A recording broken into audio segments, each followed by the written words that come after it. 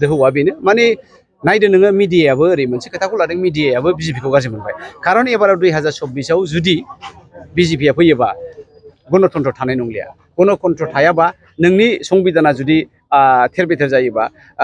right two speech press राइटआ बहा थागोन बिथांमोना हाजार हाजार लाख लाख दिनै प्रेस नोंथांमोननि जुगिदि बिथांमोना थांनानै थानाय बेबस्थाखौ मोनदों जुदि राजानि तन्त्र जायोबा राजानि शासन जायोबा बे प्रेसआ मा बुंगोन दा बिसोराबो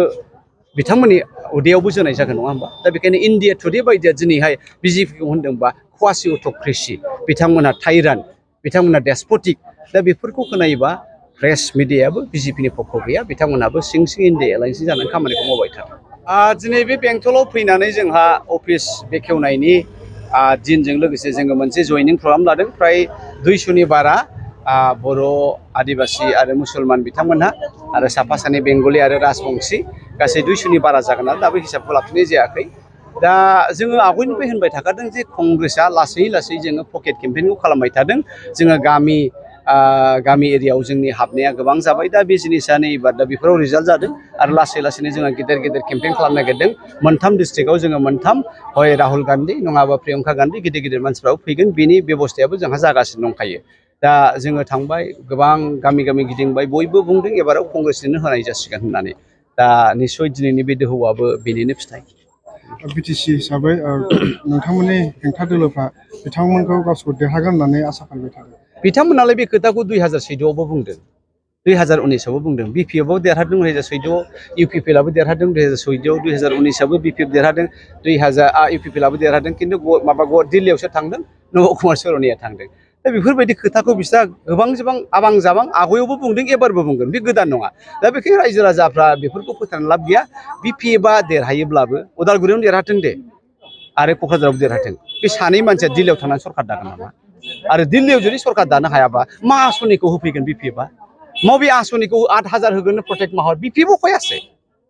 दिल्लीयाव बिसिनि सरकारा नङा दिल्लीयाव जाय सरकार दागोन आसामाव जाय सरकार दागोन बिसोरनो आसनिखौ होनो हागोन बिपिएफ बहानिफ्राय होनांगौ थाखाय दा बेखायनो रायजो राजाया एसेबां जाम्बा नङा सिं सिं बिपिएफआव दङ गोबां मानसिया इउपिपिएलआवबो दङ बिथांमोनखौ गिनानै दिनैसिम बिथांमोना कंग्रेसआव अपेन भाबै फैयाखै खिन्थु सिं सिं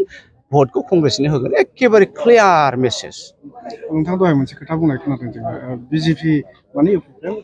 बिपिएफ माने इउपिपिएल बिजेपि होननाय दा बे खोथाखौ नोंथांमोनहा नाय दिनै हाग्रामाया एखमबा दिल्लीयाव एखमबा जयपुराव एखमबा माबा एलाहाबादाव थांनानै आरएसएसनि दैदेनगिरिफोरखौ थांनानै खुलुमलाहैनायालाय मानसि साइन खनसेना खननै नङा एंग्रा बिजेपियावहाय गाव हाबफानो होननानैबो नाजाबाय थादों आरो बे हिसाबै बिथांमोना रायजो सभायाव ज' गेलेदों बिजेपि इउपिपिएल आरो बिपिएफ आरो एजिपि जिएसपि बिथांमोना ज' दङ काउन्सिलावबो बिथांमोना ज' दङ बिधान सभायावबो एमएलएआवबो बिथांमोना ज' दङ बोरैहाय बुंगोन बिथांमोना लकसभायाव गैया होननानै थांनाय बाइ इलेक्सनाव गसाइगावआवबोथ' आं बेखौनो बुंबाय थादों जे बिपिएफआ गेलेयाबा कंग्रेसआ देरहागोन अब्ला बिपिएफआ होनबाय नङा जोङो बिजेपिनि बि टिम नङा जोङो निजा बगियाखै गेलेयो जोबनायाव नुबाय बिथांमोना थार्ड पजिशनावसो कंग्रेसआ सेकेन्ड पजिशनाव फैदों जुदि बिपिएफआ गेलेयामोनबा जोंनो देरहायोमोन दा बेखायनो बिपिएफआ एखेबारे गावसिनि अरिजिनेल केरेक्टारखौ दिन्थियाखै बिथांमोना रायजो राजाखौ गोदो जेरै थगायदों एबारावबो थगायबावनो नाजादों आं बेखायनो रायजो राजा बिथांमोननिसिम खावलायनो सानदों जे बिपिएफ मानि बिजेपि मानि इउपिपिएल मानि बिपिएफ बिथांमोनहा बे मोनब्रै टिमा मोनसेयानोखा बेसेबां भट लानानै क'क्राझार लकसभानिफ्राय नोंथाङा देरहागोन आङो सिगाङाव सानदोंमोन खुनुरुखुम थाना बाना 5-6 हाजारावनो देरहागोन नामा बेबायदि लानानै खिन्थु दा जे नुबाय जों बुरजा मोनगोन जों 1 लाख 1.5 लाख भट बांसिन लानानै देरहासिगोन आरो कंग्रेसआ दिल्लीयाव थाङोबा नोंथाङा हिसाबै मा हाबा आं बेखौनो होनदों गर्जन मुसाहारिनि सिन्थाया जे जोंनि जायगायावहाय डेभेलपमेन्ट उन्नति गैया आबाद फोथाराव दै गैया कल कारखाना इन्डास्ट्रि जेबो गैया जोंनि फिसाफ्रा सोरबाया मास्टार साख्रि इन्जिनियार डाक्टार जानो हायाब्ला बिथांमोना फिसा कल कारखानायाव मावनानै जानांगोन दा बिथांमोना जोंनि जायगायाव जेबो गैयैखायनो न' बिसि फिसा नागारनानै गोजान जायगायाव थांनांगौ आरो आथिखालनि जुगाव बेबायदि हामा हाथा थांनायनि सम नङा लामा सामायाव मा जायो जाथिजों जाथि मोजां मोननाय दा बेखायनो जोङो गावनि जायगायावनो गासिबो नांगौखौ जों जावनानै लागोन दैखर नांगौबा जों दैखर जावनानै लागोन कल दैखर नांगौबा कल दैखर जावनानै लागोन जोङो आबाद फोथाराव दैनि राहा खालामगोन जोङो माबा जि बानायगोन जोङो साबुन बानायगोन जोङो कलगेट बानायगोन जोङो मोखां फुंग्रा बानायगोन जोङो सेन्देल बानायगोन जुथा बानायगोन जोंनो गासिबो बानायजोबगोन आरो आग्लायनायखौ जों गुबुन रायजोआव हरगोन बेखायनो आं सान्दों एबाराव डेभेलपमेन्टआनो मेन फकास आरो बेनो जोंनि गेजेराव बिदा फंबाय अनलायनाय आरो आब्रुथिखौ लाबोगोन 50-60 बोसोराव दिनै आन्दलन खालामदों बर'फ्रा मा मोनदों बर'फ्रा मा मोनदों जेबो मोनाखै दा बेखायनो बयबो बुजिबाय जे जोङो बिदा फंबाय ज' बयखौबो बोजबलायनानै कंग्रेसनि प्रिन्सिपालजों जुदि खाराबा जोंनि जाथिया जोंनि हादोराव उन्नति आरो गोजोननाय गैयाबा दानलाय सुलायजों जों मालाबाबो जौगानाय नङा आं दहायनो बुंखाबाय जोंनि दिनैनि कन्टेक्सआ इमिडियेट कन्टेक्सआ बिपिएफजों दङ खिन्थु एसे उनाव हयथ' इउपिपिएलजों जाहैफिननो हागौ नामा सानदों खारन बिसोर मोननैया एखेयानोखा हिमन्तआ जेखौ बुंगोन हाग्रामाया बेखौनो मावगोन नों नुबाय नों हाग्रामानि खामानिया दा बिराद स्ल' डाउन जादों औ मास मोनसे सिगां बिथाङा फुरा मोसा बिराद केम्पेइन खालामदोंमोन खिन्थु हिमन्तआ एसे बुंबाय खोमा नों दलद थादो नों एसे सिरि थादो जों बोलो होनसैलाय होननानै दा बेखौ नायोबा एक्सुवेलि जोंनि दावहाया बिजेपिजोंनो होनजायो आरो नाथाय इउपिपिएल दिना बुंबाय थायो जेनेबा 4 लाख 3 लाखसो भट लानानै देरहाखाबाय होनना बुंबाय थायो बेनि बेलायाव नोंथाङा मा बुङो ना बर' भटआ 5 लाख 13,000 बे बर' भटखौहाय जोङो मोननै गावहोयोबा माखासे ख्रिस्टान माइनरिटि कमिउनिटि दङ नन ख्रिस्टान दङ नों नायदो कंग्रेसनि सोर बांसिन होगोन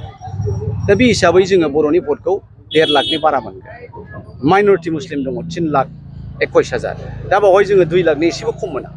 बिथांमोना बिपिएफ जानो हागौ इउपिपिएल जानो हागौ खिन्थु एखे सिदा सिरि नों एबिएमसिनिफ्राय दिनै टाइसन साहाबा अपेनलि होनबाय जे बिजेपिनि एगेन्स्टै भट होनांगौ औ सोरनि भट मोननानै देरहागोन दे इउपिपिएलआ मुस्लिम भटआबो होआ गोग्लैयाबा बर' भटआबो गोग्लैयाबा आदिबासिखौ नायथां नोंथांमोना गामि हाबबाय गासिबो कंग्रेसखौ मख'जोबो आदिबासि भट दङ राजबंसि भट दङ बेंगलि भट बेंगलिफ्रा मानो होगोन बेंगलिफोरना हा हु गैया बिस्राफ्रा बिजनेसानो बिजनेसाव रायजोफोरनि आखायाव जेबो फैसा गैयाबा बिजनेसा मा जागोन बै गिदिर खुथि खुथियाथ' बाहाय जोंनि बिजनियाव जोंनि गसाइ माबायाव बेंटलाव जोंनि क'क्राझाराव बाजार खालामा बिसोर दिल्ली बम्बे सोरबा थांगोन थाइलेण्डआव सोरबा थांगोन दुबाइआव सोरबा थांगोन इंलेण्डआव दा बेखायनो बेंगलिफ्राबो बुजिबाय जे बिजेपिया गरिब दरिद्रनि एगेन्स्टै बेखायनो इउपिपिएलआ जेसेबांखि होना भट बिसिना गैया एबाराव भट मोननाय नङा बिथांमोना आफार आसामावहाय मोनबा सिट अल टटेल थांनाय फार्स्ट फेजआवहाय 102 ना 102 बे नैथायावहाय बिजेपिया बाराथाय बारा 30 प्लास मोनगोन बाखिया साफा इन्डिया एलायन्सआव फैजोबगोन दा आफार आसामावबो गगै साहाबा ओंखारबोगोन जोंहा माबायाव ओंखारबोगोन प्रदुत बरदलै साहाबा ओंखारबोगोन लरेन ज्योति साहाबा ओंखारबोगोन बेनिफ्राय जोंहा हाफिज चौधुरी साहाबा ओंखारबोगोन दा जोङो सानदों जोंथ' आगोल 5सिमल' लादोंमोन जों एबार 9खौनो लानानै दं 14थायाव 9थाखौनो कंग्रेस बा इन्डिया एलायन्सआ मोनगोन एबार कंग्रेसआ सरकार दागोन होनना आसा दिल्लीयाव सरकार दासिगोन दोहौआ बेनो माने नायदो नोङो मिडियायाबो ओरै मोनसे खोथाखौ लादों मिडियायाबो बिजेपिखौ गाज्रि मोनबाय खारन एबाराव 2024आव जुदि बिजेपिया फैयोबा गणतन्त्र थानाय नंलिया गणतन्त्र थायाबा नोंनि संबिधाना जुदि थेर बेथेर जायोबा राइट टु स्पिच प्रेस राइटआ बहा थागोन बिथांमोना हाजार लाख दिनै प्रेस नोंथांमोननि जुगिदि बिथांमोना थांनानै थानायनि बेबस्थाखौ मोनदों जुदि राजानि तन्त्र जायोबा राजानि सासन जायोबा बे प्रेसआ मा बुंगोन दा बिसोराबो बिथांमोननि उदैयावबो जोनाय जागोन नङा होमबा दा बेखायनो इन्डिया टुडे बायदिया दिनैहाय बिजेपिखौ होनदोंबा क्वासि अट'क्रेसि बिथांमोना टाइरान बिथांमोना डेस्पटिक दा बेफोरखौ खोनायोबा प्रेस मिडियायाबो बिजेपिनि पक्ष गैया बिथांमोनाबो सिं इन्डिया एलायन्स जानानै खामानिखौ मावबाय थादों